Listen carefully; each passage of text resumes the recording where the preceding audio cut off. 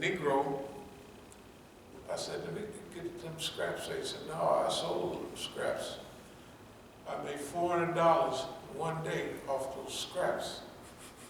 So my game was up, you know. It was up, yeah. Can you imagine in those days? Scrap, I'm calling them scraps. Man, let me scrap. Yeah. Hey man, it was all, that's how we bought. You gotta remember now how much stuff we have here.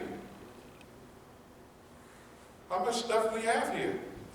You know, it's that, but we bought all our houses, bought the masjid, we didn't get that much help from, we only got, and all of this stuff around here, we got one loan, which they turned it into a gift for maybe 80 or 100,000, something like that. Listen, everything else, we hustled it up ourselves. Everything we wanted to buy something, we hustled it up with books. The place over on 8th Street, there's a room over there that was full from the bottom to the top with books. And we had boxes all the way around, all full of books, everything. What I'm trying to say is, when we came to DC, we came with something in mind. Within a year or two, we was up and running. It was running, and it was running more efficient and better than anybody was thinking about the Islamic movement here in DC. When we got here, the movement was depressed. Well, first I'll finish a little bit. So masjid, schools, businesses, geographical integrity. You got to think of the vision now. You got to look right around here. Geographical integrity is living close to the masjid. Masjid, right? Masjid, property, other, da, da, da, da, da. Okay, don't worry. We're going to rehook this up. You know, come here in 2 years, this will be live. Just really, so don't worry about that. You know, because we've already done it. The stage we're doing right now, we're getting ready to go through a revival process. The revival is different than establishing Islam. Establishing what we have right here, we already have it. So all we have to do is keep it and get busy. So when we came here, there was certain things going on with DC. DC had been through a period, we call it the 3 Ds: disillusionment, discouragement, and disunity. DC was full of, it was sad. The Islamic movement had lost all of its punch and energy. And people was just, oh, it was almost like sleepwalking. It was sad here. I'm telling you, it was just sad. So it was disillusionment. Now you got to remember, this is the capital, Washington, D.C. And where are they going to have most of the government agents? Right in D.C. When we came from California, we established out there first. But we had traveled all around the United States, over and over and over again. We'd been to all the universities, all the Masjid. You know, that's how I learned how the country. I don't even have to have a map. I can just tell me where the city is, and I can just jump in the car and head on out. But I do take a map. You know, now you don't even need a map. You just have this doggone stuff. I don't even like it. I don't even use this little go down here and turn to the west. Remember, you got to remember this first period of Islamic development. We traveled all over the United States to most of the universities. We gave lectures and talks all the time. Okay. At the same time, we're building up our own community. But when we was in Oakland, which we still are, sometime I would leave the masjid and I would lock it up and leave. When I came back, I had to open it up to air out because, number one, it wasn't too many people coming there, and number two, I'd have a schedule of lectures which I would drive, and I would have scheduled them all over the country, all the time. So that was part of the schedule. When I come back, first thing I do is open the masjid and let it air out. Number one, it wasn't people coming there on a daily basis to pray, but we was up and running. Of course, Salat al-Jummah and all those things, but we were right in the middle of having programs all over the United States of America. So when we came to DC, the Islamic movement had become disenchanted with its own leadership and its ability, or lack thereof, to deal properly with its environment. The believers felt that their leadership was unable to cope effectively with success. Success brought arrogance and materialism from the leadership. Brotherhood was sacrificed for power, position, and status. External attacks from government agencies finished off a movement which prior to this period was ready to change the world. However, the self-inflicted wounds of arrogance and insensitivity were actually more harmful and weakening than the government attacks. In other words, we was powerful on ourselves. Discouragement. The feeling of discouragement set in with the followers, saw and realized that the leadership either had no intention or would be unable to lead the movement to the promised goal of an Islamic society within North America. Simultaneously, the Saudi forces were busy spending money to pacify Muslims and to put out the fire of revolutionary Islam that burned in the hearts of the believers. Several movement workers were made to feel unqualified and incompetent, and their energies were thus diverted to less productive endeavors. That's what they did to the Muslims. They made the Negro feel inadequate. By that time now there's a big, strong immigrant movement. The immigrants are better organized than the Negroes. And the immigrants have, by that time they're building $5 and $10 million Masjid, and now they're building $20 and $30 million Masjid. They're building some big jokers. In the old days, $1 million masjid, of course, was rare. Or a masjid built from the ground up as a masjid was rare. The masajid in those days were, maybe somebody would take a house, expand it, but the movement were controlled later on by ISNA and those groups. So if you raised $1 million for your group, raised $1 million for a masjid, right? But the masjid was going to cost you $1,300,000. They would tell you, we'll give you the extra $300,000. You just put the masjid in our name in case somebody goes back home. There'll be no problem with the ownership. So pretty soon, most of the masajid in America was owned by ISNA, Islamic Society of North America. So if you can open it like now there's huge masajid all around America, and they're getting bigger, and they're getting bigger. I mean, it's getting out of hand. It's not getting out of hand. They fill them all up. I mean, Dar al-Hijr, when we go over there, they had 3 Jummas? Yeah, 3. Yeah, A lot of places they have 2 Jummas. Yeah. 3 Jummas, and the first one is full, the second is at 80%. Yeah. And the last one could be at 75 or 65%. Right? You used to go and fill up one Jumma. You would be happy to see all the rows. They have more roles in prayer at Dar al-Hijr, at least they used to, than they used to have at Salat al-Jum'ah. And that's all over America.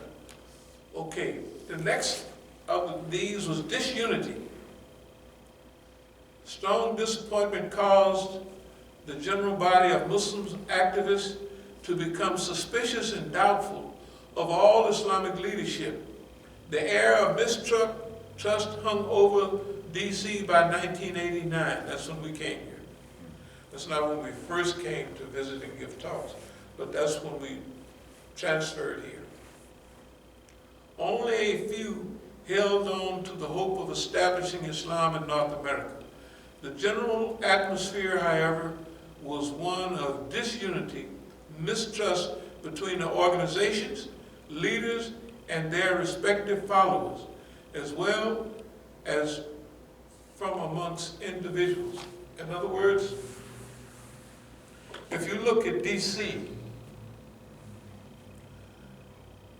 when I came here in '89, they had started Dar al-Hijr and then they closed it down because they had to,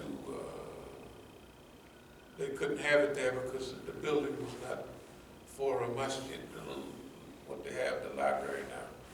So D.C. had Masjid Muhammad. It was the central masjid in D.C. And all the people that came from Masjid that had closed down, you got to remember, the trick in D.C. was that Islamic center down there. It looks beautiful and everything, but at one time, when it was opened in '57, it was the only masjid built from the ground up in the United States. You got to remember. Right. It was dedicated by President Eisenhower. Yeah, the Islamic center down there. Yeah. The only people who used it was diplomats from the newly liberated Muslim countries, Egypt, and all of those places. Those Arabs used that masjid. The other Muslims used that. Then as years went by, Negroes started easing down there. Then they had a so-called takeover of the Islamic Center. What happened? The takeover was the Negroes and the revolutionaries have taken over the Islamic Center. That's what everybody thought. So then they went to all the African Americans and said, okay, y'all got the Masjid for the Islamic Party. You can close that down and come on over here. The brothers, we've taken over there. The remnants of Dar al-Islam movement, they closed down and they go over there. After they got it all the Masjid closed down, by the time I got here in '89, everybody was going to the Masjid on New Jersey, was going to Masjid Muhammad, all African Americans. Then after that, they talking about they either went to the Islamic Center or they went to Masjid Muhammad. Most of the African Americans went to Masjid Muhammad, but they couldn't stand the khutbahs because in the Gulf War, '61, they were saying George Bush is an honorable man, and everybody here knew that George Bush is the one that's killing the Muslims over there, and the chief was saying he's an honorable man, and people held it against him for a while, even some up to now. But anyway, George Bush wasn't no honorable man, and we all knew that. Okay, so now what they did was all the African American centers that they had here, small houses. The house over on 8th Street was perfect like the houses that they used to have as a masjid. That's why we opened like that. It reminded everybody of the old days. That place used to be packed. We didn't know where everybody was going to be, but the place, people was hanging out of the window, and the cars was parked all up and down the street and around the corner. And we don't know how they got in there. To this day, we don't know how they got in there. But we hooked it up. It had new heating and air conditioning, and people liked it. So anyway, that was a functional center. And I remember now, Everybody else can close their center. And now they're over at Masjid Muhammad. And they're unhappy, oh my goodness. Half the Qutb's people are getting up. And then remember, this is still a transitional period. The Imam might know 2 or 3 ayats and he repeats the same ayats all the time in prayer and everybody is mad. Or stuff like that. But remember, those were the stages that we had to go through, you know, to get where we are now. Okay, now, Masjid al-Islam. So, disunity, the strong disappointment caused by the general body of Muslim activists to become suspicious and doubtful of all Islamic leadership. The air of mistrust hung over D.C. for the year 1989, only to follow. A few held on to the hope of establishing Islam in North America. The general atmosphere, however, was one of disunity, mistrust between the organizations, leaders, and their respective followers, as well as from the individual, one individual to the next. So we came in all this foolishness, and we opened the masjid around the corner. And people flocked in there. Okay, they flocked in there. We're not going to talk about their goals and hopes, but it was always up to something. It wasn't sad.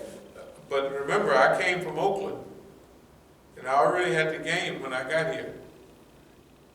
When I got here, I had traveled around the country 20 times over, the whole country, and I'd seen everything that had happened. That was the beauty about coming out of prison at a certain time, becoming an imam, and getting on the right mode, and traveling and getting the whole idea of Islam. See, an imam that was locked in their city, like if they had a masjid, if the imam from one of the Masjid, the people from the chief, and he was at 820 Jones Street, that's down in Mississippi. He may only be familiar with what's going on in that town where the university is in Mississippi, I think. So we got a chance to get up on everybody and the level that they was on. The way we survived is by us traveling and studying. We got so familiar with Islam, the Islamic movement, the tactics that they had tried on people. So if we come to a masjid and we just go to Jummah and certain things happen in the Jummah, we know that that person that started that problem was a government agent. Why? Because we've been all over the United States 30 or 40 times. And we've seen all of those things happen. That's why you cannot imagine the stuff they did here. Well, you can imagine, just look what happens around here. If I start a car, well, it starts today, tomorrow it don't start. No problem, right? If this goes on, if that goes on, to other people, people stop after a month or two of that. They can't take it. It don't have nothing to do with us. Why? Because that's like it's so repetitive, you can plan for it, and you know that it's going to happen, but after a while, you gain more knowledge about the Islamic movement than the people that's trying to stop you. And the more they do stuff, the stronger and the smarter you get. Pretty soon, you can predict 98% of what they're going to do. Their repetitive behavior. Okay, let me speed up because I'm only on the first page here. Yeah, I mean, you know, but okay. So we'll call that As-Sabiqun on the move. And the first stage, Masjid, schools, businesses, geographical integrity. So as we go through a period of revival, which we're in right now, we're in a period of revival. And it makes no difference what they're going to do, what they're thinking about, that we're in a period of revival. And they can't stop it. Why? Because they couldn't stop us. Hey, it's unbelievable. You get so used to punching with them, you slap them around, you trick them, you do whatever you want. That's what we do right now to Boss Man. Boss Man ain't doing nothing but setting himself up. You look at where they are and look at where we are. How does the world look at the United States of America? How does the world look at the different parts of the United States of America? How does the American people look at themselves? Is one great American body, or is different groups and movements and what have you? Can America survive as it is today? Will it survive as it is today? You never know. Okay, but we got a different job to do. Our job is not the old job of sitting by waiting for America to fall or trying to throw a little gasoline on it to set it on fire. No, our job is to rescue America. Yeah, see, your mission evolves. Your mission evolves. Our mission has evolved from the day we got here in 1989 to where we are now. Our mission has evolved. Okay, that's why for our classes and upcoming, we're going to use regular As-Sabiquns, people who study them. You study fiqh and all that a little bit later, study it on your own. But we're going to have things that we study to raise our level of understanding of where we are. See, we don't know where we are. We think we're at what it looks like. Oh, the building is falling down. Oh, the house is falling down. Oh, the masjid has shift floors. That don't make no difference. If it was anybody else, they wouldn't be here. They'd have been gone a long time ago. Right? We're still here, grinning from ear to ear. Yeah, we're still here, grinning from ear to ear. And all the things that we need, we will acquire. If we need more funds, we're going to acquire them.